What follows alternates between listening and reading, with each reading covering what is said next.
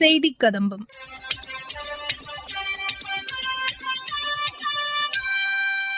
இன்றைய செய்தி கதம்பம் நிகழ்ச்சியில் பூஜ்ய நிழல் தத்துவம் குறித்து விஞ்ஞான் பிரசார் அமைப்பின் முதுநிலை விஞ்ஞானி திரு தாவி வெங்கடேஸ்வரன் எமது செய்தியாளருக்கு அளித்த பேட்டியில், செங்குத்தாக நிற்கும் பொருட்களின் நிழல் அதன் அடியிலேயே விழுந்து விடுவதால் அந்த நாளை நிழல் இல்லா நாள் அல்லது பூஜ்ய நிழல் நாள் என்று அவர் கூறுகிறார். தன் நிழல் தன்னோடு தான் வரும் என்று சொல்லுவாங்க இல்லையா? கரெக்ட் தான். நம்ம வெயில்ல வெளியில் நடக்கும்போது பாத்தீங்கன்னா நம்மோட நிழல் நம்மோட சேர்த்து தான் வந்துட்டே இருக்கும். ஆனா ஒரு வியப்பான ஒரு விஷயத்த உங்களுக்கு நான் சொல்ல போறேன். நம்ம தமிழ்நாட்டுல இருந்தோம்னு சொன்னாக்கா, அல்லது தமிழ்நாடு, கேரளா, இந்த மாதிரி இந்தியாவினுடைய தெற்கு புறமா இருக்கக்கூடிய பகுதியெல்லாம் நம்ம இருந்தோம்னு சொன்னா, ஆண்டுல 2 நாட்கள் நம்ம நமக்கு தலைக்கு மேல சூரியன் இருக்கும்போது பாத்தீங்கன்னா நம்மோட நிழல் நம்ம காலடியிலேயே மறைஞ்சிடும். இதுதான் நிழல் இல்லா நாள் அப்படின்னு சொல்றாங்க. அதாவது நிழலே இல்லைன்னு அர்த்தம் இல்ல, அந்த நிழல் நம்ம காலுக்கு அடியில மறைஞ்சு போனதுனால அந்த சில கணங்களுக்கு நம்ம கண்ணுக்கு தெரியாது. இதை ஆங்கிலத்துல ஜீரோ ஷேடோ டே அப்படின்னு சொல்றாங்க. ஜீரோ ஷேடோ அப்படின்னு சொன்னாக்க நிழல் இல்லா அப்படின்னு நம்ம சொல்லணுமா, அல்லது நிழல் கண்ணுக்கு தெரியாம இருக்கு அப்படிங்கிற மாதிரி நம்ம புரிஞ்சுக்கணும். இது எப்படி வருது, என்ன ஆகுது அப்படிங்கிறத பத்தி நம்ம பார்க்கலாம். இப்ப நமக்கு என்ன தெரியும் அப்படின்னு சொன்னாக்கா, காலையில சூரியன் கிழக்குல உதிக்கும், அப்புறம் அப்படியே மேல வானத்துல உயர்ந்து கொண்டே வரும்.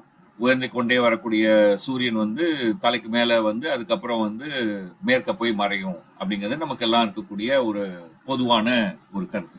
காலையில பாத்தீங்கன்னா நம்மோட நிழல், நம்ம வெயில்ல போய் நின்னோம்னாக்கா நம்மோட நிழல் பனைமரம் போல நீண்டு இருக்கும். வானத்துல சூரியன் உயர உயர என்ன ஆகும்னா அந்த நிழலோட உயரம் கம்மியாயிட்டே வரும், நமக்கு தெரியும். அதே மாதிரி மாலையில பாத்தீங்கன்னா கிழக்கு நோக்கி நிழல் இருக்கும், அதாவது திசை மாறிடும். அதே மாதிரி மாலையில சூரியன் மறையக்கூடிய சமயத்துல நிழல் திரும்பி வளர ஆரம்பிக்கும். இது நம்ம பார்க்கணும். சரியா உச்சிக்கு 12 மணிக்கு நமக்கு தலைக்கு மேல சூரியன் இருந்துச்சுன்னா அப்ப என்ன ஆகும், நம்ம நிழல் சில கணங்கள் தலைக்கு மேலேயே சூரியன் இருக்கிறதுனால நம்மள காடலில மறைஞ்சிடணும் இல்லையா? ஆனா அப்படி நம்ம பாக்குறது இல்லை. நம்ம 12 மணிக்கு நம்ம வெயில்ல நின்று பார்த்தோம்னு சொன்னா நம்ம காலடியிலேயே நிழல் மாதிரிதான் இல்லை, நிழல் ஏதோ பக்கத்துல இருக்கு. ஒண்ணு வடக்கு நோக்கி இருக்கு, இல்லைன்னா தெற்கு நோக்கி இருக்கு, ஒரு குறிப்பிட்ட கோணத்துல இருக்கு அப்படிங்கறதான் பாக்குறோம். இப்ப நீங்க திடீர்னு ஒரு விஷயத்தை ஞாபகம் எடுத்துக்கலாம். என்ன, நம்ம இப்ப 12 மணின்னு சொல்றது அப்படின்னு சொல்லி பாத்தீங்கன்னாக்க இந்திய நேரம், அதாவது ஐஎஸ்டின்னு சொல்லக்கூடிய இந்தியன் ஸ்டாண்டர்ட் டைம். அந்த 12 மணிங்கிறது என்னன்னு பாத்தீங்கன்னா, அலகாபாத்ல சூரியனுடைய கோணம் என்னவா இருக்கோ அதை வச்சு இந்தியா முழுமைக்கும் நம்ம பொதுவா செய்யற விஷயம். உடனே நீங்க என்ன சொல்வீங்கன்னா, அது அலகாபாத்ல தான் கரெக்டா சூரியன் தலைக்கு மேல இருக்கும், சென்னையில இருக்காது அப்படின்னு சொல்லுவீங்க. உண்மைதான், கரெக்ட் தான். நாளுக்கு நாள் சின்ன வித்தியாசங்கள் இருக்கலாம். பொதுவா பார்த்தோம்னா நம்ம சென்னையில நம்ம இந்தியன் ஸ்டாண்டர்ட் டைம், நம்ம கடிகார மணியில பாத்தீங்கன்னாக்கா 12:07 உள்ளூர் நண்பகல். உள்ளூர் நண்பகல்னாக்க அந்த நேரத்துல அதிகபட்ச உயரத்துல சூரியன் இருக்கு, புரியுதுங்களா? 12:07 தான். அதே மாதிரி நீங்க மதுரையில பாத்தீங்கன்னா 12:16, திருச்சியில பாத்தீங்கன்னா 12:17, கோவையில பாத்தீங்கன்னா 12:20. இதெல்லாம் சென்னைக்கு மேற்கு புறமா இருக்கக்கூடிய பகுதிகள். இதையே கிழக்குல இருக்கக்கூடிய அந்தமான்ல இருக்கக்கூடிய போர்ட் பிளேயர்ல பார்த்தோம்னா 11:18க்கே அந்த இடத்துல சூரியன் அதிகபட்ச உயரத்துக்கு வந்துடும். அதாவது அங்க உள்ளூர் நண்பகல் அப்படின்னு சொல்றது 11:18. அப்ப நம்ம என்ன சொல்லலாம், இந்த திருத்தத்தை வச்சு நம்ம பார்க்கலாமே அப்படின்னு நீங்க சொல்லலாம். நீங்க கரெக்டா 12 மணிக்கு பார்க்காம சென்னையில இருந்தீங்கன்னா 12:07க்கு நான் பாக்குறேன்னு நீங்க பார்க்கலாம். அப்பவும் மறையாது.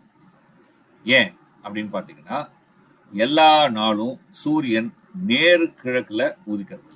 நீங்க டிசம்பர் 21 இல்லைன்னா 22 பாத்தீங்கன்னா சூரியன் உதயராமாற சமயத்துல அடிவானத்துல அந்த உதய புள்ளி எந்த திசையில இருக்குன்னு பாத்தீங்கன்னா தென்கிழக்குல இருக்கும். அந்த தென்கிழக்குல உதிக்கிற அந்த சூரியன் தென்கிழக்கு பகுதியிலேயே வானத்துல உயர்ந்து உயர்ந்து தென்கிழக்கு திசையிலேயே அதிகபட்ச உச்சியை எட்டும். அப்படி அதிகபட்ச உயரத்துல சூரியன் இருக்கக்கூடிய சமயத்துல தெற்கு புறமா இருக்கிறதுனால நம்மோட நிழல் பாத்தீங்கன்னா வடக்கு நோக்கி விடும். இந்த ஒரு நாள் டிசம்பர் 21, 22 சமயத்துல நம்ம தென்கிழக்குல இருக்குன்னு சொன்னோம் இல்லையா? அடுத்த நாள் நீங்க பாத்தீங்கன்னா அந்த தென்கிழக்கு புள்ளியில இருந்து கொஞ்சம் வடக்கு நோக்கி நகர்ந்துடும். அதுக்கு அடுத்த நாள் பாத்தீங்கன்னா இன்னும் கொஞ்சம் வடக்கு நோக்கி அதனுடைய உதய புள்ளி இருக்கும். அதாவது நீங்க அந்த உதய புள்ளியை மட்டும், சூரியனுடைய உதய புள்ளியை மட்டும் நீங்க பார்க்க ஆரம்பிச்சீங்கன்னா டிசம்பர் 21, 22ல இருந்து சூரியனுடைய உதய புள்ளி வடக்கு நோக்கி நகர்ந்துகிட்டே இருக்கும். அதனால்தான் வானியல்ல நம்ம இந்த டிசம்பர் 21 அல்லது 22 உத்தராயணம் அப்படின்னு சொல்றோம், வடதிசை செலவு அப்படின்னு நம்ம சொல்றோம். அப்போ வடக்கு நோக்கி போயிட்டே இருக்கணும், அப்படி போயிட்டே இருக்குமா அப்படின்னு பாத்தீங்கன்னா இல்ல.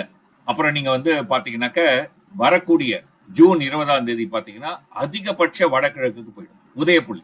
அப்போ அன்னைக்கு ஜூன் 20க்கு வந்து சூரியன் வந்து அதிகபட்ச வடகிழக்குல உதிக்கும் போது சூரியனுடைய பாதைய வானத்துல பாத்தீங்கன்னா அன்னைக்கு, அதாவது ஜூன் 20 அன்னைக்கு வடகிழக்கு புள்ளியில உதிக்கக்கூடிய சூரியன் வந்து மேல வடகிழக்கு பகுதியிலேயே மேல மேல போய் அதிகபட்ச உயரத்துல இருக்கும்போது அதிகபட்ச வடகிழக்குல இருக்கும். அப்போ நம்ம நின்னா நிழல் வந்து தெற்கு நோக்கி விழணும் இல்லையா, சூரியனுக்கு எதிர் திசையில தானே நிழல் விழும். அதனால பாத்தீங்கன்னா அந்த 2 நாளும் நிழல் விழும். இதே மாதிரிதான் நம்ம வந்து நீங்க ஒவ்வொரு நாளும் நீங்க பாத்தீங்கன்னா சூரியனுடைய உதய புள்ளி வந்து தென்கிழக்குல இருக்கும், இல்லைன்னா வடகிழக்குல இருக்கும். அதிகபட்ச தென்கிழக்குல வந்து சூரியன் உதிக்கிறது வந்து டிசம்பர் 21, 22, அதுதான் உத்தராயணம் நம்ம சொன்னோம் இல்லையா. அதே மாதிரி அதிகபட்ச வடகிழக்குல உதிக்கிற நாள் தான் ஜூன் 20, அதுதான் வந்து தட்சிணாயனம், தென் திசை செலவு. இதுக்கு இடையில பாத்தீங்கன்னா சூரியன் வந்து அடிவானத்துல உதயமாற திசை பாத்தீங்கன்னா தென்கிழக்கு இல்லைன்னா வடகிழக்கு தான். இப்படி அதிகபட்ச தென்கிழக்குல இருந்து வடகிழக்கு வரும்போது என்னைக்காவது ஒரு நாள் நேர்கிழக்குல உதிச்சாகணும் இல்லையா.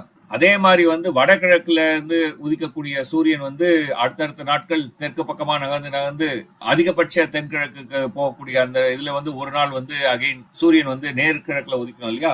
இந்த 2 நாளை தான் நம்ம வந்து சம இரவு பகல் நாள் அப்படின்னு சொல்றோம். வசந்த காலத்தினுடைய சம இரவு பகல் நாள் வந்து மார்ச் 21ஆம் தேதி வரும். இலையுதிர் கால சம இரவு பகல் நாள் வந்து செப்டம்பர் 23ஆம் தேதி வரும். இந்த 2 நாட்கள் மட்டும்தான் நேர்கிழக்குல சூரியன் உதிக்கும். இதே மாதிரி நாம இருக்கக்கூடிய பகுதியில, இப்ப நீங்க கன்னியாகுமரியில இருக்கீங்கன்னு வச்சுக்கோங்க, கன்னியாகுமரியினுடைய அட்சரேகைக்கு அந்த பகுதியில உதிக்கக்கூடிய சூரியன் வந்து அப்ப என்ன ஆகும், அன்னைக்கு பாத்தீங்கன்னா உங்களுடைய தலைக்கு மேல, கன்னியாகுமரியில தலைக்கு மேல சூரியன் வரும் இல்லையா 12 மணிக்கு, உள்ளூர் 12 மணிக்கு. அந்த நாளை தான் நம்ம வந்து நிழலில்லா நாள் சொல்றோம். ஏன்னா அந்த நாள் அன்னைக்கு நீங்க பாத்தீங்கன்னா உள்ளூர் நண்பகல் சமயத்துல கரெக்டா உங்க தலைக்கு மேல சூரியன் சில கணங்கள் வந்து போகும். அந்த சில கணங்கள் அந்த தலைக்கு மேல இருக்கும்போது நம்முடைய நிழல் நமக்குள்ளேயே வந்துடும். அந்த சமயத்துல ஏதாவது ஒரு குச்சியை நம்ம நட்டு வச்சிருந்தா அந்த குச்சியினுடைய நிழல் எங்கேயும் தெரியாது, அந்த குச்சிக்குள்ளேயே இருக்கும். கன்னியாகுமரியில இது என்னைக்கு நடக்கும்னு பாத்தீங்கன்னா ஏப்ரல் 10, செப்டம்பர் 1. ஒரு தடவை வடதிசை செலவுல ஒரு நாள் நடக்கும், தென் திசை செலவுல ஒரு நாள் நடக்கும். நமக்கு புரியுது இல்லையா. அதனால ஆண்டுல 2 நாட்கள் இந்த மாதிரி நடக்கும், ஏப்ரல் 10, செப்டம்பர் 1. இது வந்து தோராயமான நாள். இப்ப நமக்கு தெரியும் சில ஆண்டுகள்ல வந்து 365 நாட்கள், 366 நாட்கள், இது மாதிரிலாம் வேறுபாடுகள்லாம் இருக்கு இல்லையா. அதனால ஒரு நாட்கள் முன்ன பின்ன இருக்கலாம். தோராயமா வந்து ஏப்ரல் 10, செப்டம்பர் 1. திருநெல்வேலியை எடுத்துக்கிட்டீங்கன்னா அது வந்து ஏப்ரல் 12, ஆகஸ்ட் 30. சிவகாசியில பாத்தீங்கன்னா ஏப்ரல் 14, ஆகஸ்ட் 28. மதுரையை பாத்தீங்கன்னா ஏப்ரல் 15, ஆகஸ்ட் 27. கொடைக்கானல் எடுத்துட்டீங்கன்னா ஏப்ரல் 16, ஆகஸ்ட் 26. திருச்சியை எடுத்துட்டீங்கன்னா ஏப்ரல் 17, ஆகஸ்ட் 25. கோவையை எடுத்துட்டீங்கன்னாக்க ஏப்ரல் 18, ஆகஸ்ட் 24. ஈரோடுல ஏப்ரல் 19, ஆகஸ்ட் 23. சேலம்ல ஏப்ரல் 20, ஆகஸ்ட் 22. புதுவையில ஏப்ரல் 21, ஆகஸ்ட் 21. ஓசூர்ல ஏப்ரல் 23, ஆகஸ்ட் 19. சென்னையில ஏப்ரல் 24, ஆகஸ்ட் 18. இந்த மாதிரி தினங்கள்ல அந்த பகுதியில உங்களுடைய நிழல் அந்த உள்ளூர் நண்பகல் சமயத்துல நிழல் நம்ம கண்ணுக்கு தெரியும், நிழல் மறைஞ்சு போயிடும். இதுதான் வந்து நிழல் இல்லா நாள், ஜீரோ ஷேடோ டே அப்படின்னு நம்ம சொல்றோம். இது வந்து ஒரு அற்புதமான வானக்காட்சி, நம்ம எல்லாராலையும் பார்க்க முடியும். நம்ம என்னைக்கு வந்து அது நடக்குது, எந்த நேரத்துல நடக்குதுன்னு நம்ம கண்டுபிடிச்சிட்டோம்னு சொன்னா நம்ம பார்க்கலாம். உங்களுடைய அட்சரேகை மீது வந்து சூரியன் நிலை கொள்ளும் அந்த 2 நாள் இது. உங்கள் உள்ளூரினுடைய வானியல் நண்பகல் எது அப்படின்னு நம்ம கண்டுபிடிச்சிட்டோம்னா நிழலில்லா நாள் என்னைக்கெல்லாம் வரும்னு நம்ம கண்டுபிடிக்கலாம். இதை கண்டுபிடிக்கிறதுக்கு வந்து ஒரு எளிதான ஒரு செயலியை வந்து இன்னைக்கு வந்து இந்தியாவில் இருக்கக்கூடிய அஸ்ட்ரோனாமிக்கல் சொசைட்டி ஆஃப் இந்தியா வந்து உருவாக்கியிருக்காங்க. அஸ்ட்ரோனாமிக்கல் சொசைட்டி ஆஃப் இந்தியாவினுடைய வெப்சைட்டுக்கு நீங்க போனீங்கன்னா இந்த செயலியை நீங்க வந்து தரவிறக்கம் செய்து உங்க ஊர்ல, உங்க கிராமத்துல, உங்க குடியிருப்புல எப்போ நடக்கும், இந்த ஆண்டு, அடுத்த ஆண்டு என்று நம்ம வந்து தெரிந்து கொள்ளலாம். இந்த செயலியை வந்து இலவசமாக நம்ம வந்து தரவிறக்கம் செய்யலாம். இந்திய விஞ்ஞானிகள் உருவாக்கி இருக்கக்கூடிய ஒரு செயலி.